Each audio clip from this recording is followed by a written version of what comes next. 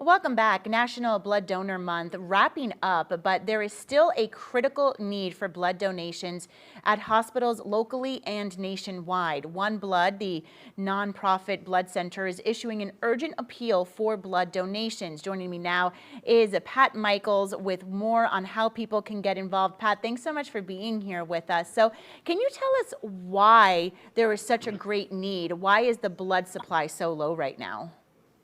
Yeah, during this month, this past month, January, believe it or not, today's February 1st. When did that happen? We always expect the downturn in the number of donations coming off the holidays. And that's why January was designated National Blood Donor Month, so that we can get people to come in and donate because we need them to make up for the lack of donations during the holidays. From Thanksgiving through all the way through Christmas, Hanukkah, New Year's, people are with their families, they're traveling, they're on vacation. So giving blood is not front of mind. And that's why we ask people to help us in January. And that's where we ask them to come in and donate at any Big Red Bus or a donor center. Because people don't realize that 24 hours a day, 7 days a week, blood donations are needed because of the transfusions in hospitals. There are patients for all types of procedures, even emergencies and traumas. So that's why it's important. What kind of specific blood types are needed?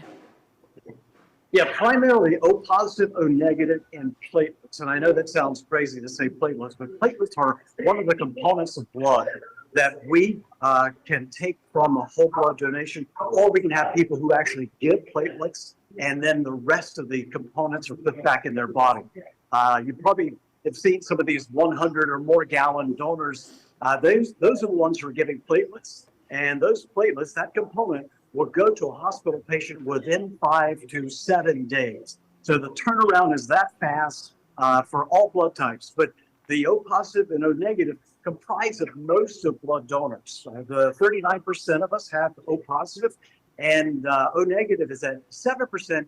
It's that universal blood type, the type that can go to anyone. Pat, I was reading some of your statistics. It says that 60% of people are eligible to donate blood, but only 5% do. So who is eligible to give blood? Anybody who's 16 years old or older and weighs 110 pounds. And we expect most people are eligible, they just don't know it.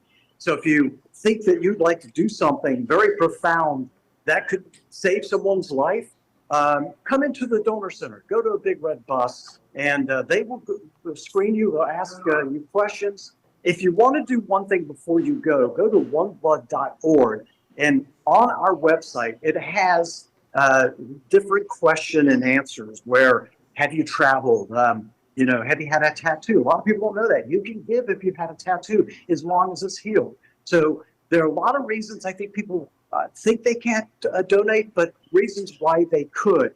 Yeah, that's a big gap, and that's why we try to get the messaging.